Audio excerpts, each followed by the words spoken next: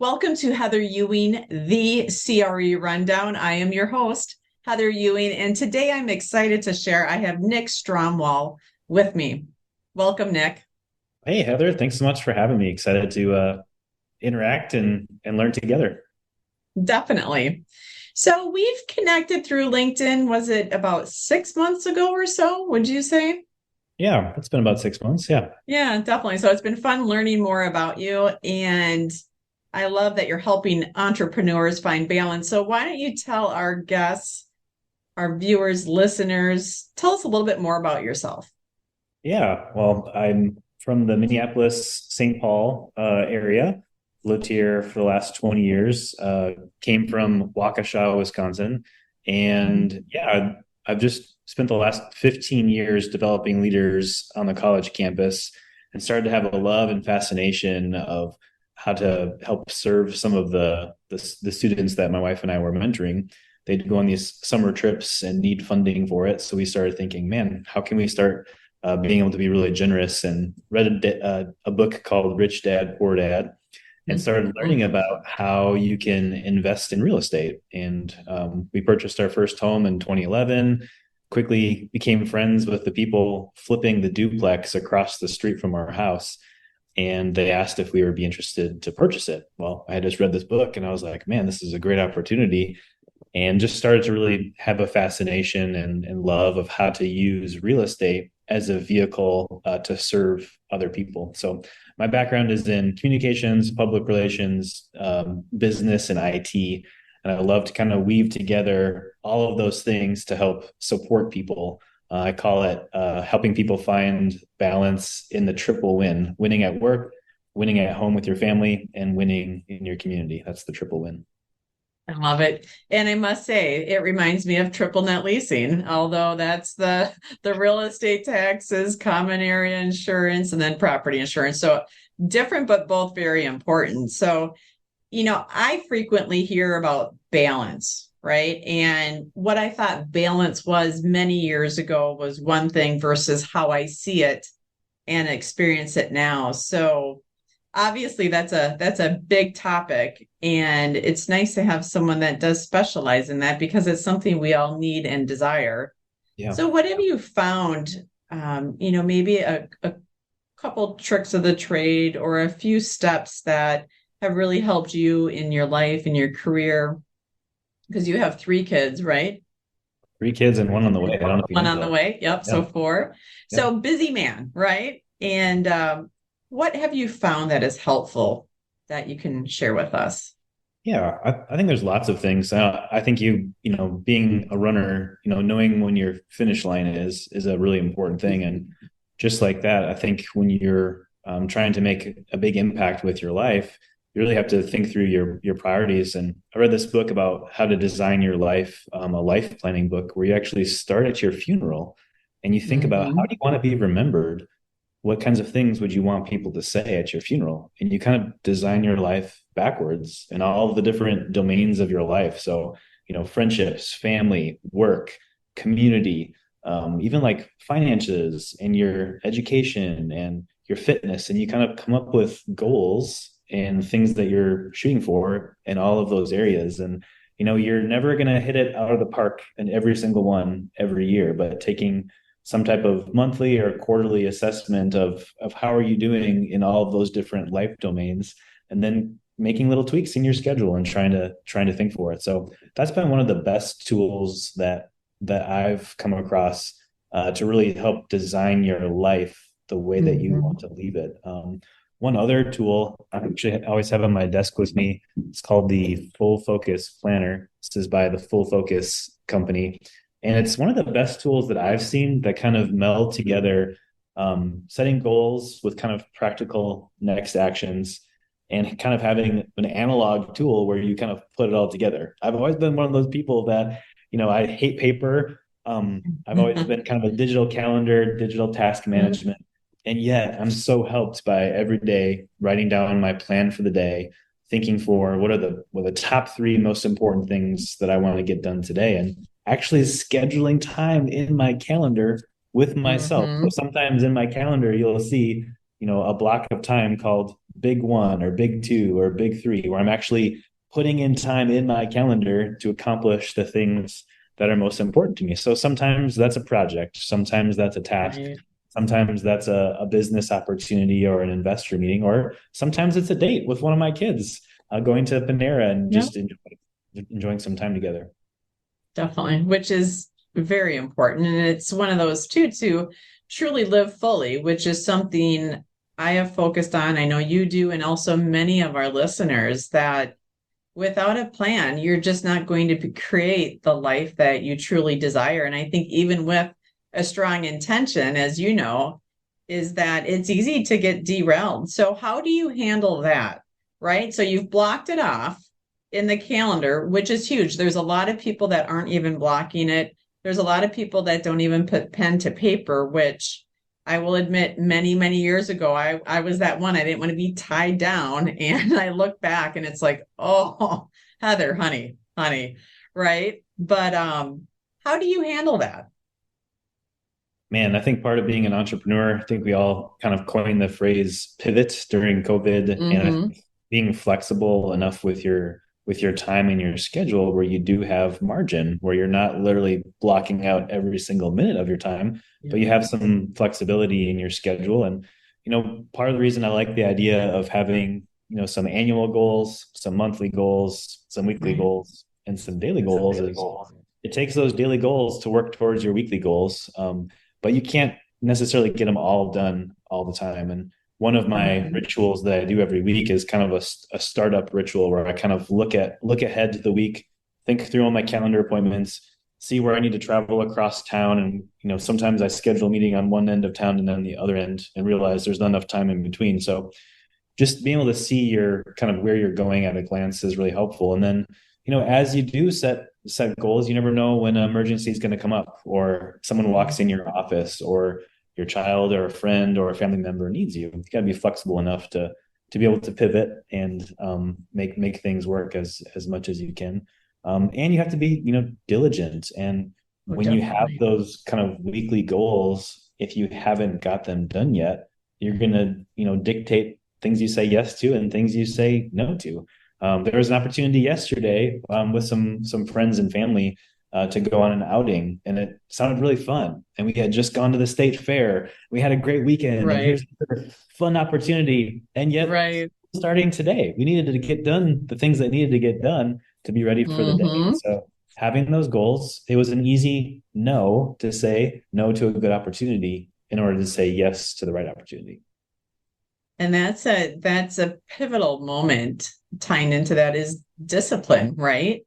Right. Of one being clear of what your end goal is, seeing the end of your days per se, so that you can live fully and create a plan during your years. But then too, it's voting with your time, with your energy and your resources. Have you read James Clear's Atomic Habits? I did read that book. Yeah, that was a really helpful book. Hmm. I really liked that book too. It just really struck a chord within me about you vote, right, with how you spend your day. And that's the thing too, is that you're building all of those small successes, which always lead to the big successes in life. So I think that was a really important message that I garnered from the book. But then also with that is your environment. So how do you think environment ties into balance and just the busy life of entrepreneurship and a family? Man, that's a really good question. I think, clean workspace, or a place where you can kind of enter into the zone. And then I think Right. for most entrepreneurs, they don't really have a starting time or a stopping time. So Mhm. I literally have a meeting in my calendar every day at 4:30. I just call it a closing down ritual, where I block that time so no one can schedule time or call Yeah. me during that time. Turn off all my notifications and kind of just assess the day. What happened? What went well? What needs to change? And then I go ahead and set my goals for the next day, so that I can really turn off. But I think the hard part about being an entrepreneur is you're always thinking of how to solve problems. At the end of the day, business is just there to help solve problems. I think, God makes us all uniquely different. And I Right. think for entrepreneurs, we're always trying to think about how can we solve the problems that are before us in our work, in our family, in our community. And it can be really hard to like just be present and turn off. So like it sounds really funny, but we invested in a piece of furniture. We call it our charging cabinet. And at the end of Okay. the day, I come into my house, I plug my phone in, I turn on the do not disturb, I take off my watch and put it there. And it's just literally like that act of actually turning Mm, off, putting our devices to sleep. That's been transformational because we used to sleep and have, our phones next to us as our alarm right. clock, everything else. And the creep of going back into like being productive or that one more thing, Hmm. take care of that right now, instead of just enjoying, the people that are around us. That's been like it's funny. We purchased this on Facebook Marketplace. I think it was like $100, but that single piece of furniture is one of the best investments we've made because it really does help us turn off. So environment Hmm. is all around us, and I think it's really important to design your environment so that you can really be the person that God's made you to be. I agree completely. And that's where, too, I think people don't necessarily think of the power of symbolism. Yeah. And that's a perfect example of what it symbolizes and how you've been able to structure your life to really benefit you, your family, and then your work as well. So I like that. This is the hard hitting question. If you were to, go into a time machine 5, 10 years ago, what was a piece of advice that you would give yourself to help you continue growing and expanding here in, let's say, the next 5, 10 years? Hmm. This is going to sound really funny, but I think incorporating more fun into my Mm-hmm. life and pursuing things outside of work.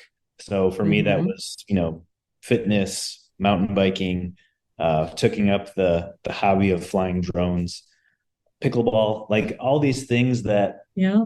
you see on the outside, but just incorporating fun into your life. This is where my wife really compliments me because she's full of spontaneity and just brings that type of energy in life. So Yeah. I think getting around people who are different than you, and I'm blessed to have a Mm-hmm. wife that's really different than me, and just having fun. I mean, it's just like planned fun is kind of a funny thing, but it's really important. Right. I agree completely. And it does sound silly maybe to some people, but I can completely relate. And maybe it's that the entrepreneurship, backbone of it's plan, drive, push, right? Get up, forward on.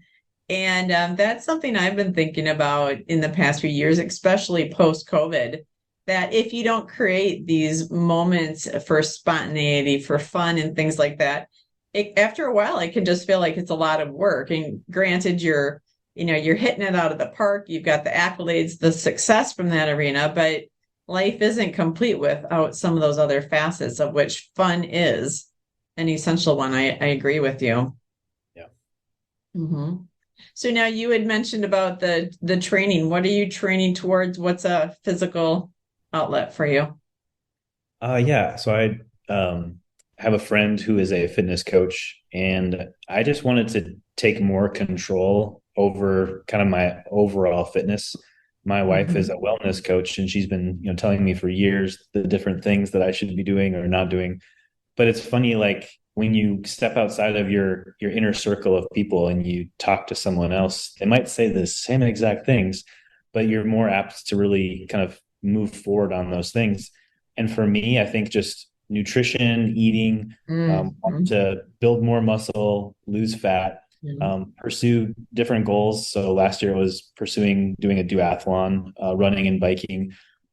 This year it's just like being able to do a certain amount of push-ups and pull-ups, which just sounds kind of like a funny goal, but something Yeah. that I really wanted to work towards because I want to be strong. With our three Hmm. kids going on the way, like I envision being an active grandparent, going down the slides at the park, having Right. lots of fun, and that requires like making decisions today so that I'm healthy to be able to do those things that I want to do with my kids when they're older. And if God blesses them with children, Lord willing, my grandchildren someday. So you kind of have to make decisions today that are gonna, make progress towards that goal later on. And you make small investments. So having a fitness coach, it costs money, but when Mhm. you pay for something, you're more apt to actually do the work. The hardest thing for me has been tracking how much protein I'm eating. So even Oh, investing, so I love technology. I love using technology right. to serve people. So even investing in a MyFitnessPal app to be able to scan the items of food that I'm eating and enter them in to really move towards eating my body weight every day worth of protein, which is a hard thing to do. Honestly, it's hard to eat that much protein. But when you start tracking and you see how little you're actually consuming throughout the day, it makes you make buying choices when you're at the store, so that when you have open up your fridge and you pack your lunch for the day, you have those things there. So those are some things that I'm working towards right now, and something my kids and I love doing is going mountain biking. So Right. part of my financial goals is being able to perform well enough to be able to purchase a new mountain bike to be able to enjoy with my kids, which will help my fitness, which will help some of these other goals that I have. So stacking your goals can be a helpful thing too. Well, and to your point, it's all interrelated. And as far as the fitness component, that's a big part of my life as well. And I think it's great for one, getting to know yourself, as odd as that might sound for fitness, but especially with running, there's a lot of solo time. And I think also when push comes to shove on those hard runs, or like in your duathlon, or working with your personal trainer, you you have a lot of thoughts that run through your mind, and it's really selecting the thoughts that are going to empower you, that's going to help you take positive steps on the trajectory of your goals. And it's a really neat opportunity, I think, every day to see what you're made of, right? And some days we feel a lot stronger than others, but it's the question that goes through my mind is, did you show up for yourself? And Hmm. it's like, you better believe it, right? I always joke that it's not if, it's when.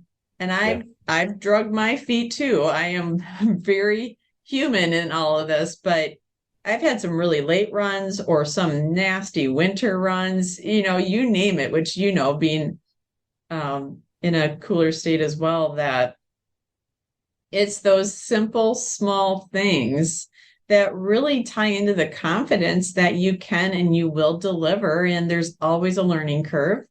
And being an entrepreneur truly is a performance sport and a distance sport. So I love that you have the trainer, that you've got the goals, you're working towards them. And I think too, people just make assumptions about fitness or anything else that, oh, it's easy for you.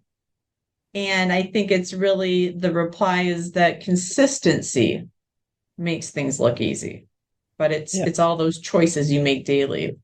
Right. And the small plotting, towards your future goal, when you make those small decisions every day, they really do start to add up in all the different domains in life, relationally, that encouraging text to your friend, financially, the small decisions you make, nutritionally, what are you going to buy at the store so that when you open the fridge, you take Right. that next step. So yeah, I totally agree. I think that's right. And I think when you can connect it back to your why, um, Mm-hmm. that really, I don't know, Simon Sinek, he wrote that book, Find Your Why. And I think that was Mm-hmm. one of the most transformational books or concepts, because all of what you do should be working towards something. And when I step back and I look at the world, I just think there's so many opportunities for marketplace managers and entrepreneurs to Yeah. create epic businesses that are going to not only take care of their needs, but Right. like to 10x what you think you can do, so that you have some to live off of and a lot to give away. I just think the world could really Yeah. benefit from more people taking those steps of faith to become the person they want to become. Like, you can't just live in who you are today. You have to live in who you want Mm-mm. to become and start to take risks and steps to become that person, so that you can have the impact you want to have in your work, in your family and relationships, and in your community. Completely agree. And I think a lot of times what happens is that people are afraid to take that step because it's so ambiguous, Right. right? It's so vast and it can go so many different ways. And what I've noticed in talking to newer entrepreneurs, that are looking for buying property or space, things of that nature, is that they want to know that this effort is going to be married with this result. And so I think that's where confidence is so important, knowing that you will commit and do the things you say that you will do, tying into discipline. And that result might end up in what your goal is, or it may not.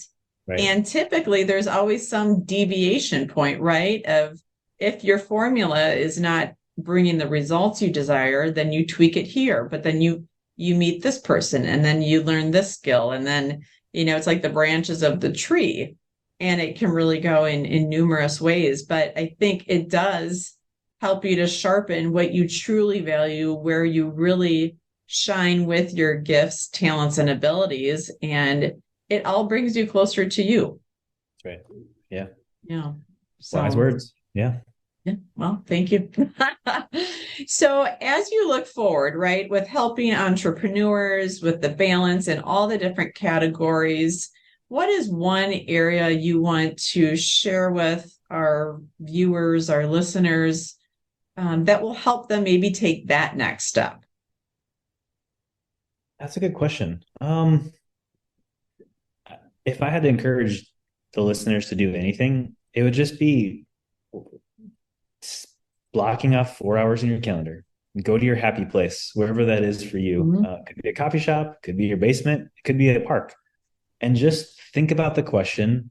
This can sound really simple, but I think a lot of people don't take this step.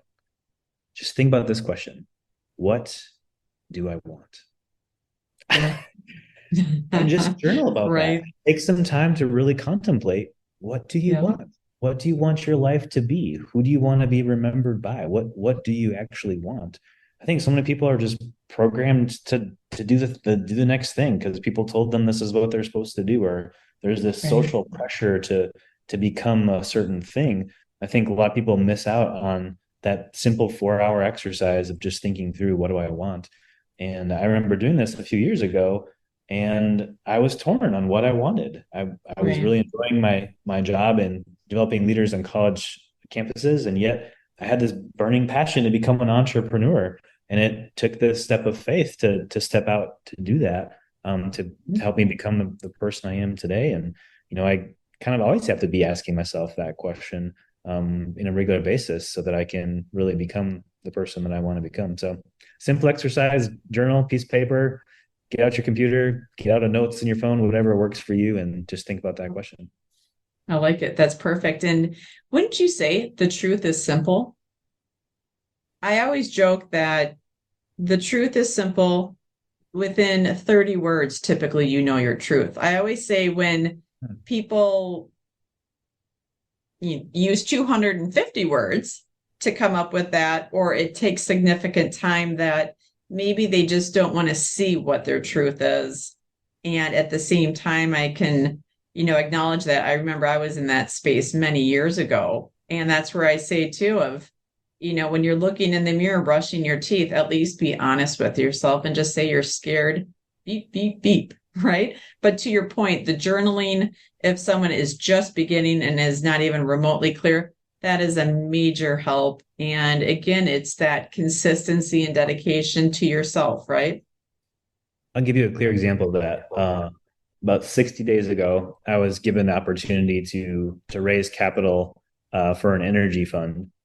And in this season of my life, my wife gets real sick during pregnancy. Like she's on bed rest for a good 15 to 20 weeks and needs to be kind of Oh, taken care of.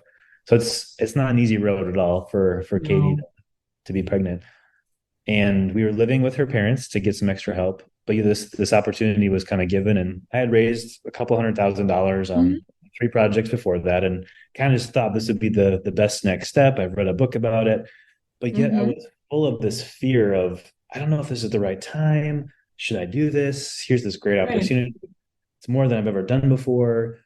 I'd have to, do all these different things, but yet I felt that small, quiet voice that I think sometimes we don't necessarily always listen to. But after fighting it for several weeks, I said yes to that voice, and I can testify that Mhm.